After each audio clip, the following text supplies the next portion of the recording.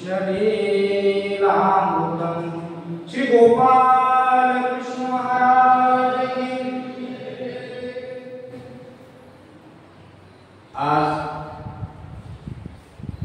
या वर्षा ऋतूमध्ये संपन्न होत असलेली ही धर्मसभा आणि ज्या निमित्ताने ही धर्मसभा आयोजन करण्यात आलेली आहे तो कार्यक्रम म्हणजे पंचावतार उपहार महोत्सव।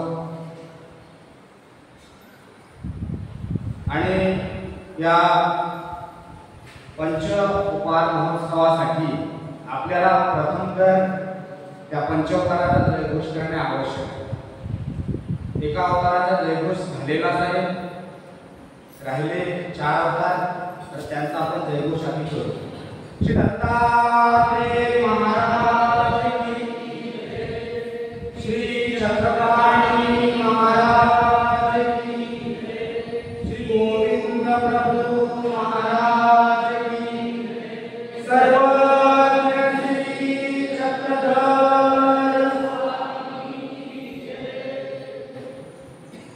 पंचावताराचा जयघोष झालेला आहे।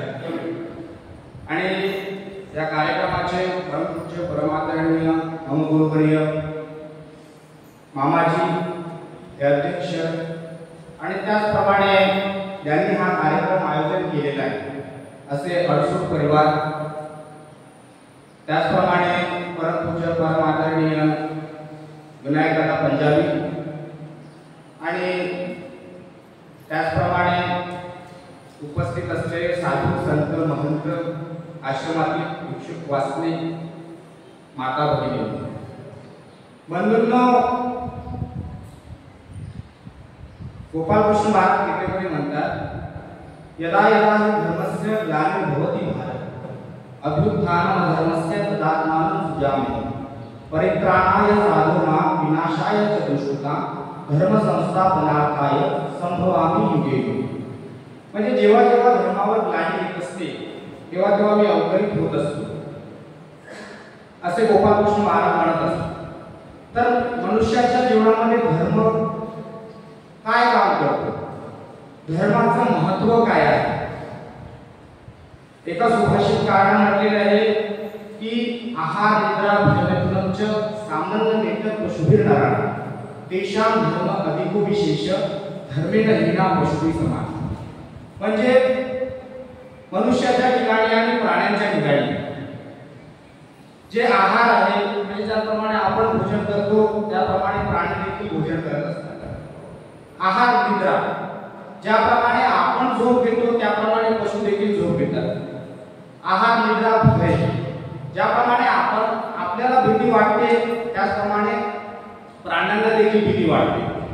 आणि ज्याप्रमाणे आपण संसार करतो त्याचप्रमाणे पशु देखील संसार करतात। मग आपल्यामध्ये आणि पशुमध्ये फरक काय? तर तेषां धर्म अधिको विशेष। ज्या व्यक्तीकडे धर्म असेल तर हाच त्याचा विशेष आहे जो प्राण्यांपासून मनुष्याला वेगळं करत असतो। परंतु ज्या व्यक्तीच्या जीवनामध्ये धर्म नसेल तर तो कसा आहे, धर्मेण हीना पशुभिः समान। म्हणजे धर्माशिवाय तो मनुष्याच्या रूपात असून देखील पशुप्रमाणे आहे। म्हणून जीवनामध्ये धर्म खूप महत्त्वाचा आहे आणि धर्माच्या महत्त्व आपल्याला आताच नाही तर 2500 वर्षापूर्वी चाणक्याने आपल्याला धर्माचं विशेष महत्त्व सांगून दिलेलं आहे। चाणक्याचा अर्थशास्त्र म्हणून एक ग्रंथ आहे आणि त्याचा पहिलाच प्रकरण आहे मूलानी। त्याच्यामध्ये त्यांनी म्हटलं की सुखस्य मूलम धर्म, सुखाचं जे मूळ असेल तर ते काय, धर्म। धर्म म्हणजे काय, तर ज्या गोष्टी आपण ज्या सिद्धांतावर आपलं जीवन यापन करत असतो त्याला म्हणतात धर्म। माणसाच्या जीवनामध्ये आज काय झालेलं आहे की सुख साधण्याची गोष्टी भरपूर झाल्या माणसाच्या जीवनामध्ये, परंतु धर्म लोप पावत चालले। आणि ज्या मनुष्याच्या जीवनामध्ये धर्म नाही त्याच्या जीवनामध्ये सुख नाही। सुख जर हवं असेल तर त्याचं मूळ काय, तर धर्म। आपण पाहतो की पूर्वीच्या 10 वर्ष 20 वर्षाच्या अगोदर सुख साधने तितकी काही उपलब्ध नव्हती. साधनं थोडीफारच होती, एवढी काही लक्झरी लाईफ माणसाची नव्हती. आजकाल जे आपल्याला चमक धमक दिसते ती तितकं पण नव्हतं. परंतु माणसं हे सुखी होते, समाधानी होते, शांत होते. का? कारण त्याच्यामध्ये धर्म हा रुजलेला होता. आज सुख साधनांची साधने भरपूर झालेली आहे, पण माणूस हा सुखी झालेला नाही. खरं तर सुख साधनाने माणूस सुखी होत नसतो, तर धर्माने होतो. आज पाहतो आपण युवक युवतीकडे भरपूर काही कपडे आहेत घालायला, आता ते व्यवस्थित पद्धतीने घालत नाही, त्याची गोष्ट वेगळी. आता पाहतो आपण चांगलं सरळ पॅन्ट असते, परंतु माणूस त्या पॅन्टला फाडून घालतो. कशासाठी? तर फॅशन आहे म्हणून. आणि धर्म नसल्यामुळे बघा काय काय गोष्ट होते आजकालच्या पिढीमध्ये. लहान लहानशा गोष्टीवर मनुष्याला राग येतो, तो फ्रस्ट्रेशन मध्ये जातो, डिप्रेशन मध्ये जातो आणि चिडचिड करत असतो. सुख साधने भरपूर आहे त्यांच्याकडे, परंतु आज ते अशांत होत चाललेले आहे. याचं कारण काय? याचं कारण म्हणजे धर्म. सुखस्य मूल धर्म. म्हणून चाणक्याने 2500 वर्षापूर्वी आपल्याला सांगितलं की सुखाचं मूल जे काय असतं ते धर्म आहे. त्याच्या पुढे म्हणत असतात ते की धर्मस्य मूल अर्थ. धर्माचं मूळ जे आहे ते आहे अर्थ. अर्थ म्हणजे संपत्ती. त्याच्यात म्हणा रिसोर्सेस ज्याला आपण म्हणतो, साधन. तर धर्म टिकवण्यासाठी, धर्माला मजबूत करण्यासाठी, धर्माला घरोघरी पोहोचवण्यासाठी, व्यक्ती व्यक्तीमध्ये रुजवण्यासाठी माणसाला अर्थाची गरज असते. आणि अर्थ जर असेल तर मनुष्य या धर्माला आपण, त्या गोष्टीला आपण पोषण असं वातावरण देऊ शकतो. आणि धर्म जर रुजला तर मनुष्य सुखी होईल. आणि त्याच्यानंतर पुढच्या सूत्रात सांगतात ते की सुखस्य मूल धर्म, धर्मस्य मूल अर्थ, अर्थस्य मूल राज्य. ते म्हणतात अर्थस्य मूल राज्य. राज्य म्हणजे आताच्या कंडिशनला जर आपण पाहिलं तर सरकारची. जर सरकार ही आपल्याला धर्मदायक असं अनुकूल वातावरण निर्माण करून देईल आणि त्याला प्रोत्साहन देण्यासाठी काहीतरी आपल्याला काही नियम करून देतील किंवा काहीतरी एक प्रकारे आपल्याला मदत करतील, तर काय होईल? आपल्याला अर्थ मिळेल. म्हणजे राज्यापासून अर्थाची निर्मिती होत असते. राज्य जर सुव्यवस्थित असलं तर त्यासाठी आपल्याला अर्थ प्राधान्य म्हणजे प्राप्त होत असतं. परंतु पुढे म्हणतात ते की राज्य मूलस्य इंद्रियजय. म्हणजे राज्य टिकवण्यासाठी मनुष्याकडे इंद्रियजय म्हणजे इंद्रियावर निग्रह असणे गरजेचे.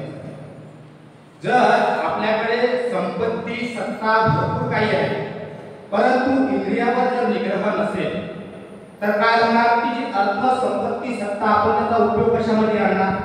तर खाओ पिओ मौज होणार. या गोष्टीसाठी आपण त्या अर्थाची निवड करणार. परंतु ज्याचा इंद्रिय निग्रह आहे तर तो काय करत? त्या राज्याला व्यवस्थित पद्धतीने चालतो. आणि राज्य व्यवस्थित चाललं की त्याला अर्थ व्यवस्थित पद्धतीने प्राप्त होत असतं. आणि अर्थ व्यवस्थित पद्धतीने प्राप्त झालं की धर्माचं पोषण होतं. आणि धर्माचं पोषण झालं की मनुष्य सुखी होत असतो. हा सूत्र आपल्याला 2500 वर्षापूर्वी चाणक्याने सांगितलं. म्हणून धर्म हा जीवनामध्ये खूप महत्त्वाचा आहे मनुष्याचा. आणि तो धर्म कसा असावा? तर अभिमानपूर्वक कार्य नसावा. एक वेळची गोष्ट आहे की स्वामींचं अवस्थान सप्तमात्रा या ठिकाणी होतं आणि सारंगपट्टीचे स्वामीच्या दर्शनाला आले. त्यांनी स्वामींसाठी चांगल्या सुपाऱ्या आणि पाणी घेऊन आले. आल्यानंतर ते स्वामींना एका विड्यापाठी दुसरा विडा, दुसऱ्या विड्यापाठी तिसरा विडा देत होते. मग स्वामी म्हणतात की तुम्ही आम्हाला पुरवाल का? ते म्हणे याच्यात काय अवघड आहे? मग ते सारंगपट्टीत म्हणतात एवढे काही तुमच्या ठिकाणी भक्त आहे, पण तुम्हाला अशांत असं कोणीही विडा पुरवत नाही. अशांत म्हणजे न थकता, न श्रमता असा विडा कोणीही तुम्हाला पुरवत नाही. तो मी तुम्हाला पुरवणार. स्वामी म्हणतात तुम्ही नाही पुरवू शकत. ते म्हणतात नाही पुरवणार. तेव्हा स्वामी म्हणतात ठीक आहे, ते घेऊन या. मग ते जातात, एका आसेचे पाणी घेऊन येतात आल्यानंतर स्वामींना ते एका पाठी विडा देतात आणि विडा देता काय होतं की संपून जातं. शेवटच्या विड्याला स्वामी पीठ टाकतात आणि म्हणतात पाणवत आहे. तेव्हा तो सारंग पंडित लाजून म्हणतो की जी संपली. तेव्हा स्वामी म्हणतात की आम्ही तुम्हाला सांगितलं होतं की तुम्ही पुरू शकत नाही म्हणून. स्वामी म्हणतात की एकीची क्रिया ते धर्मरूप करावी तर ईश्वर वेचू आणि उपयोगात आहे.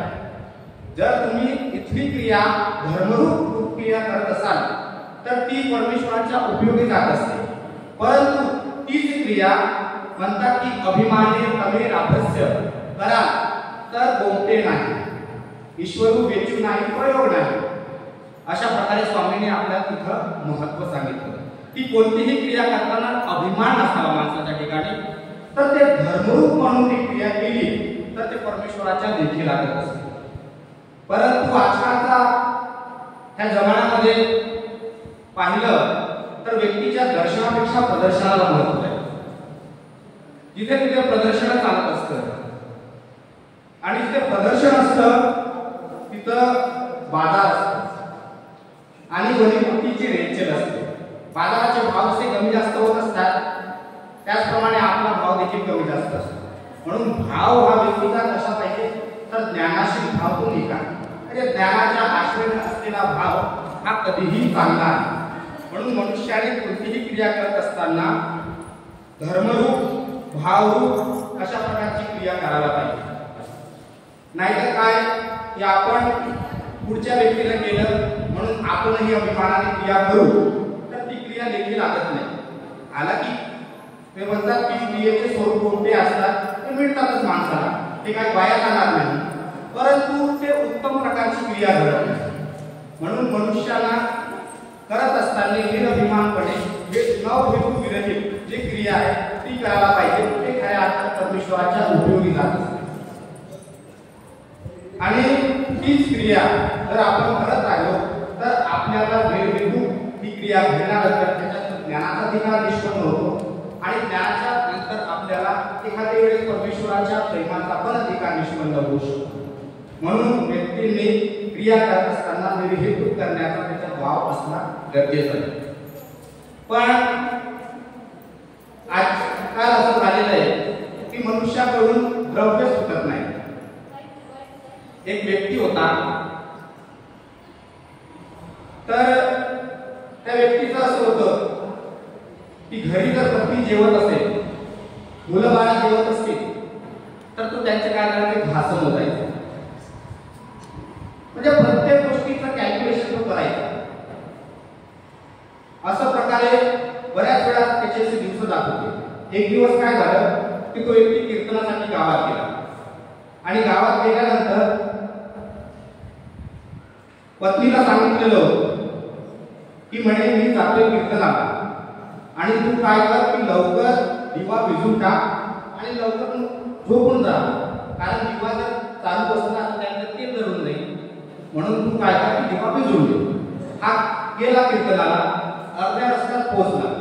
त्याला काळजी वाटली कधी पत्नी विसरली असेल, दिवा विझवला की नाही विझवला, म्हणून तो परत आला. परत आल्यानंतर बघितलं तर दिवा विझलेला. पत्नीने विचारलं तुम्ही इतक्या लवकर कशी काय आले? तो म्हणे मी पाहत होतो की तो दिवा विझवला की नाही विझवला, असं मला काळजी वाटत म्हणून मी परत आलो.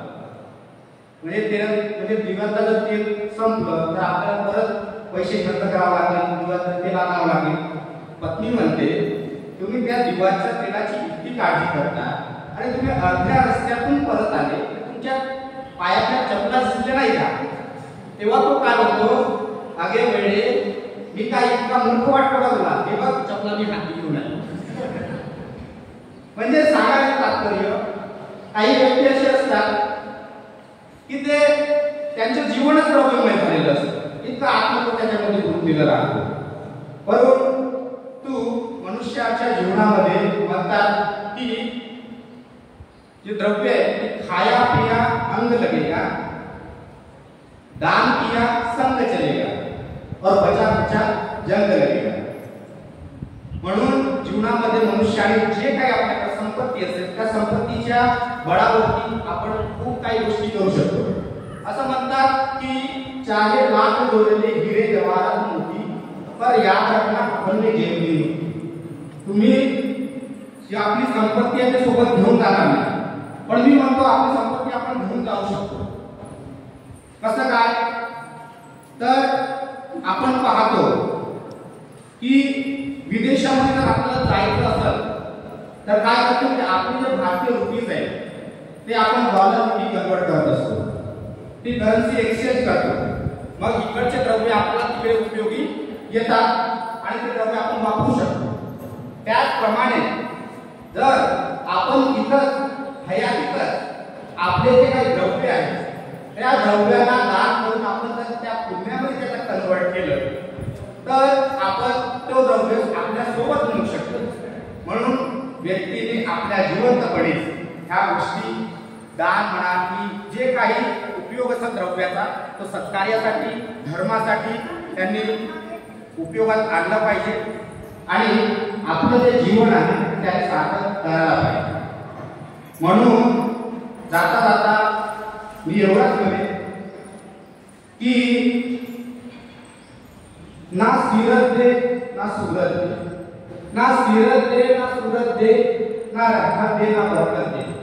देना है तो मुझे दान करने की कुछ हिम्मत दे, देना है तो मुझे कुछ दान करने की हिम्मत दे.